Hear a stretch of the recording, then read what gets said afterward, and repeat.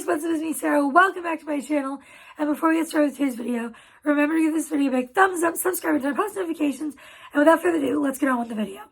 Today's video is going to be episode 1 of TBR Takedown. This is a new series I want to do on my channel, which is basically to help me lower my physical TBR. And yeah, this is just going to be a video, and these videos are just going to be me reading books off my physical TBR.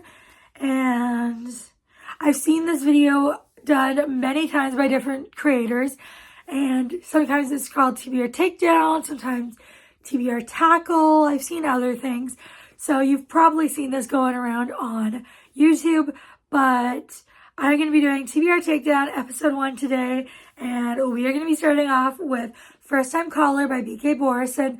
I am so excited for this book.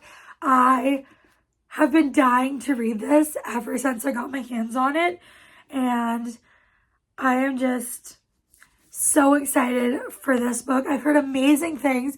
I've also heard a couple not so great things, but I am just beyond excited. This release is highly anticipated, and it came out in, I think February,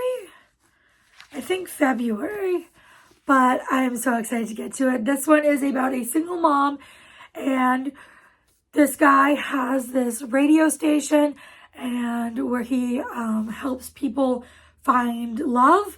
And so her daughter ends up calling the radio station saying her mom needs help. She needs a partner. And so he ends up getting the mom on the show, and it's their romance. I am so excited. Let's go dive right in. I've made it to page 58 of First Time Caller, and I am just loving this book. The writing is incredible. These characters are just so amazing, and it's just a really, really cute story. And basically what has happened is her 12-year-old daughter, our main female character, Lucy, her 12-year-old daughter called into our main male character's radio station where he discusses how to find love and stuff. That's what he was supposed to do. But recently there's been a lot of calls of just people complaining about their partners.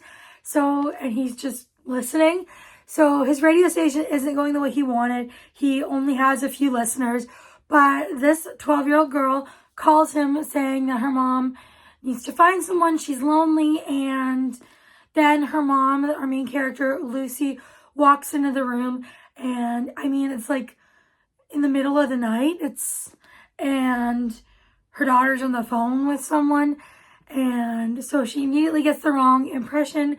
And then she decides to stay on the show for the rest of that night and just talk to him. And everything seems normal after that. You know, he only has a few subscribers. Not many people heard it. And life's just moving along as usual.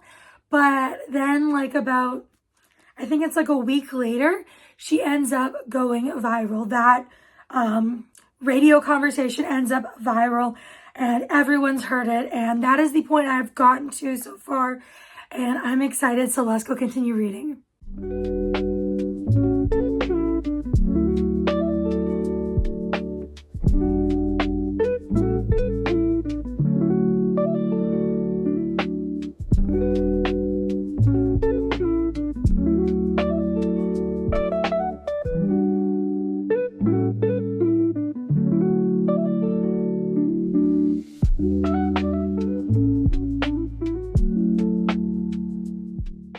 I'm on page 185, and so far I'm really liking it.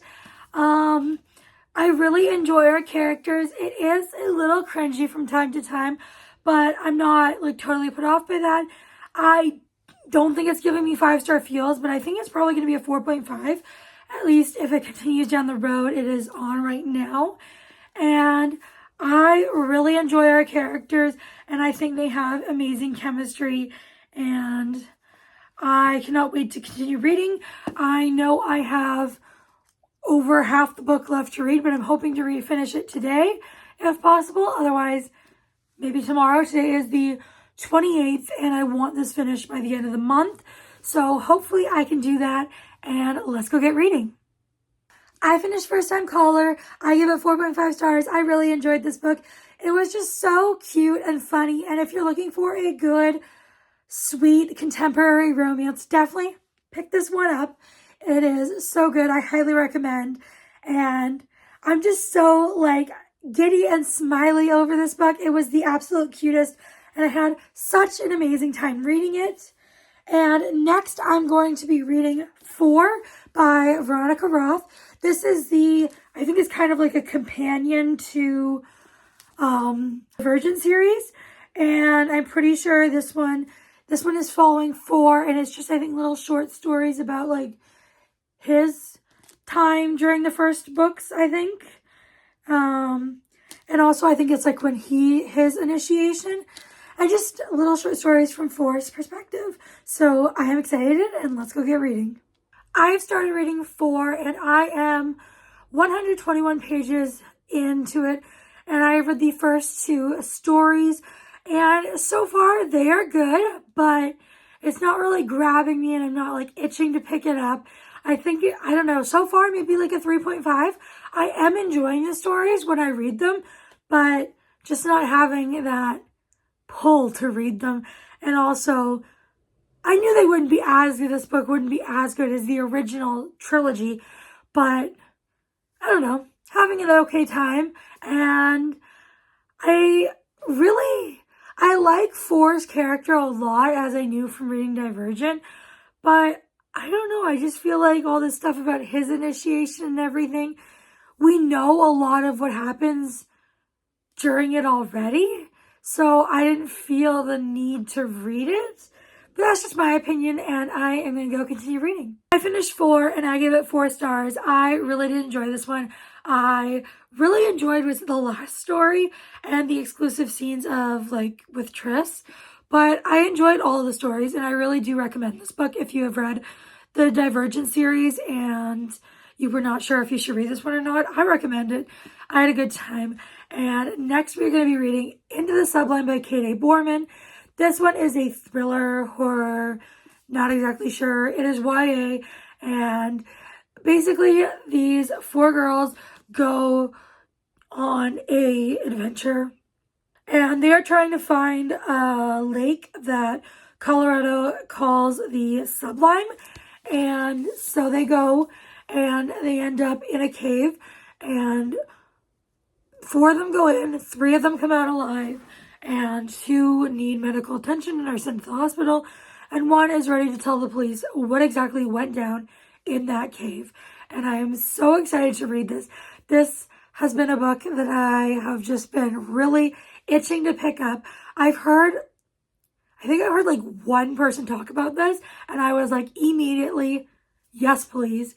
And I'm so excited. Let's get into it. I'm on page 154, and I don't want to say too much, but one of the girls has gotten lost, like disappeared, and they don't know where she is or what happened to her.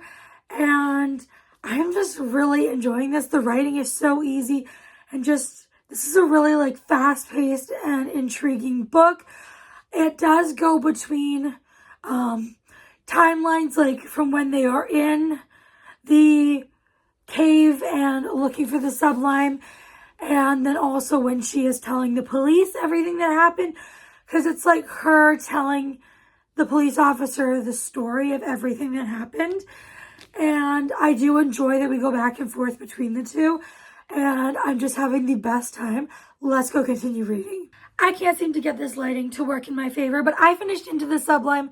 I loved it. I gave it 4.5 stars. It wasn't a 5-star, but I had the best time with it, and I highly, highly, highly recommend it. I had like a guess as to what I thought was going to happen, like near the end of the book. I thought I had an idea of what was going to happen, and I was wrong. I never saw the ending coming. I just really enjoyed this book. These characters were great, and I was like on the edge of my seat the whole time. I cannot say enough good things about this book. We are going to be reading 1 more book for this video. Let me go grab it. We are going to be reading King of Greed by Anna Huang, book 3 in the Kings of Sin series. This is a billionaire romance, and it is Marriage in Trouble. I don't think I've read a Marriage in Trouble, but it doesn't sound very up my alley. But I'm still excited to get to this one. A lot of people say this is the best in the series, and I am very excited. I don't remember any thing about these characters. I'm sure we met them in the first 2 books, but I read those quite a while ago and have no memory of these 2. But this follows Dominic and Alessandra, and I am excited to get reading. I always love Anna's books, so let's just dive right in. I am on page 67 of King of Greed, and the main male character in this book is horrible. I cannot stand him, but I love our main female character, and I know we're supposed to not like him at the beginning, but then like grow to like him, but how? This guy is awful. He treats her like crap, and I don't know. But so far, it's getting a little repetitive. She wants him to sign divorce papers, and he just keeps saying no and trying to talk to her and send her flowers and stuff. And she just keeps saying, sign the divorce papers. So pretty repetitive so far, but I am excited to continue reading. Let's go do just that. I'm on page 171 of King of Greed, and so far, this is looking to be possibly my least favorite book I have read this year. I am not having a good time with it. What happens in this book is basically she goes somewhere, he follows her, says he wants her back, and she says no. And that happens over and over and over again. He guilts her into feeling sorry for him and doing what he wants, and he's just manipulative, and I can't stand him. This book is repetitive, and I'm not enjoying it, so I am looking forward to finishing this book. I finished King of Greed, gave it 2.5 stars, did not like this book. As of right now, it is the worst book I have finished in 2025, and that is very unfortunate because I have adored everything else I've read by Anna. So this was unfortunate, but it was just repetitive, and the main male character was horrible. He was such a dick, and I didn't care for either of the characters because in the beginning I felt sorry for her and like felt bad and like, you know, I wanted her to find someone good and better, but then she just started getting annoying, and I hate saying this, but this book was a complete flop for me. 2.5 stars though, because the writing is great as always with Anna's books, but the plot, the characters, it was a miss for me. I would not recommend this book if you've, I would recommend other books by her. If you have read this series, maybe let me know down below if you think I should continue. And I think it's going to be, the series is going to be a soft DNF as of right now, but I probably will pick it up again someday in the future. But that is going to end this video. If you made it this far, please leave me a, what emoji should we do? How about the basketball emoji? No reason, just the basketball emoji. Before you go, make sure you give this video a big thumbs up, subscribe, and turn on post notifications. I'll see y'all next time. Bye, everyone.